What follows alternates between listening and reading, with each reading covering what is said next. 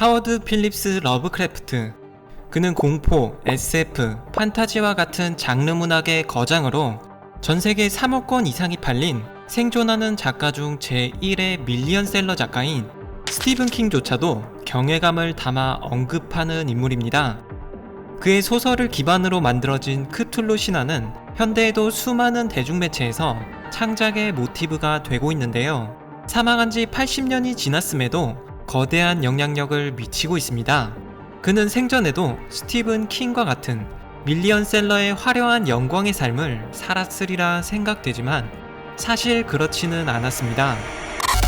1914년 오스트리아의 선전포고를 시작으로 발생한 제1차 세계대전, 그리고 얼마 지나지 않아 인류에게 찾아온 또 다른 재앙, 1929년에 시작된 세계 경제 대공황.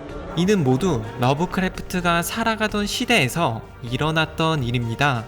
암울하고 절망적이었던 당시의 시대상만큼이나 그의 인생은 평탄하지 못하였는데, 이는 러브크래프트가 소설가로서 생애 동안 60여 편이 넘는 작품을 쓰고도 단 한 권도 상업 출판사에 출판하지 못하였을 정도였죠.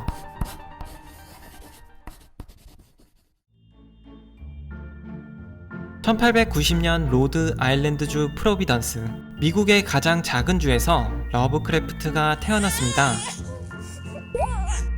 자식이 없던 부부는 처음으로 아들을 가지며 기뻐하였지만 그가 태어나고 3년 뒤 시카고에 출장 중이던 아버지가 갑자기 매독에 걸리며 정신착란을 일으킵니다. 매독은 주로 직접적인 성적인 접촉이 있어야 감염이 되는데, 어머니는 유복한 집안의 딸로 매독을 가지고 있진 않았습니다. 출장 가서 도대체 무슨 일이 일어났는지 모르지만 러브크래프트가 3살 무렵 아버지는 매독의 증상으로 정신병원에 입원하였고, 그로부터 5년 뒤에 세상을 떠나게 됩니다. 정신병원에 입원 직후 어머니 사라는 그를 데리고 친정으로 향하였고, 그는 부유한 할아버지의 저택에서 어린 시절을 보내게 되었죠. 저택은 무엇 하나 부족하지 않았지만 선천적으로 병약하여 학교를 다니지 못하였던 그는 친구를 사귀는 대신 고서들이 어지럽게 쌓인 크고 음산한 서재에서 혼자 외로운 시간을 보내야 했는데요. 그렇다고 불행하지는 않았습니다.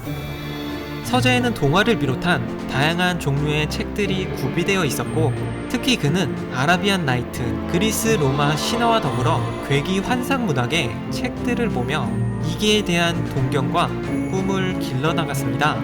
혼자 있는 시간이 길었던 만큼 기괴하고 괴상한 내용을 담은 신비로운 책들은 항상 그의 곁에서 친구가 되어주었습니다. 1904년 러브크래프트가 14살이 되었을 무렵 그에게 또다시 거대한 불행이 찾아옵니다. 3살부터 길러준 외할아버지가 사업의 실패와 함께 갑작스런 죽음을 맞이한 것이죠. 게다가 외할아버지의 죽음으로 사라는 우울증과 히스테리를 일으키며 하필 아버지가 입원했던 정신병원에 입원하고 결국 사망하게 됩니다. 여기서 러브크래프트는 온 가족을 잃은 슬픔과 깊은 절망감에 빠지며 자살마저도 생각하게 됩니다. 몸도 마음도 성치 않았던 그였지만 문학에 대한 열정만큼은 꺼지지 않았는데요. 여전히 그는 독서를 즐겨하며 책을 가까이 했고, 덕분에 뛰어난 문장력을 가지게 되어 수많은 아마추어 신문, 잡지에 글과 소설을 발표하기 시작합니다. 편집 작업에도 직접 참여하던 그는 그 과정에서 아마추어 작가들의 첨삭 지도를 시작하면서 이 첨삭 지도의 벌이로 그는 생계를 유지하였고, 일을 하고 남는 시간마다 그는 계속해서 소설을 써나갔습니다. 그러다 아마추어 작가 대회에 참여한 러브크래프트는 그곳에서 소니아라는 여성을 만나게 되는데요. 그는 운명을 만난 듯 이 여성과 3년 동안의 교제를 거쳐 결국 결혼까지 이어지게 됩니다. 하지만 행복한 시절도 잠시뿐. 소피아가 운영하던 모작 가게가 심각한 경영난에 빠지게 되고, 러브크래프트의 턱없이 부족한 벌이로는 다시 일어설 수는 없었습니다. 결국 결혼 생활은 2년 만에 파탄나게 되었죠. 그렇게 다시 한번 그에게 좌절이 찾아왔지만 러브크래프트는 그때부터 마치 이별을 잊으려는 듯이 지필 활동과 소설에 전념하기 시작합니다. 그렇게 첫 번째로 탄생한 작품이 바로 크툴루의 부름이었죠. 크툴루의 부름을 시작으로 그는 크툴루 신화 대계라 총칭되는 중장편의 작품을 차례차례로 선보였고, 러브크래프트는 주요 작품들을 이 시기에 대거 집필하게 됩니다. 하지만 그의 소설은 주로 한 번 읽고 버리는 싸구려 잡지에 연재되었는데, 작품이 너무 길다고 게재되지 않거나 어휘가 어렵다는 이유로 심하게 변형이 되는 등 그의 역작들은 한 번도 빛을 보지 못하고 궁핍했던 생활은 조금도 나아지지 않았습니다. 그러다 1934년부터 러브크래프트에게 암의 증세가 나타나기 시작하였는데, 단순한 소화불량으로만 생각하였던 그는 1937년에 병원을 방문하는 순간 대장암 말기 판정을 받게 됩니다. 그리고 얼마 지나지 않아 러브크래프트는 극심한 고통 속에서 숨을 거두게 되죠. 그렇게 그의 혼신을 담은 역작들은 영원히 빛을 보지 못하는 듯 보였습니다. 하지만 러브크래프트의 사망 이후 그의 제자 어거스트 델레스가 출판사 아캄 하우스를 설립하고 그가 남긴 작품들을 체계적으로 정돈하기 시작합니다. 그리고 얼마 지나지 않아 그의 소설들은 더 이상 싸구려 잡지의 일부가 아닌 한 권의 책으로서 세상에 나오기 시작하였죠. 결국 1960년대 후반부터 세계적인 괴기 판타지 소설의 붐과 함께 그의 작품들은 폭발적인 지지를 얻으며 막대한 명성을 쌓게 됩니다.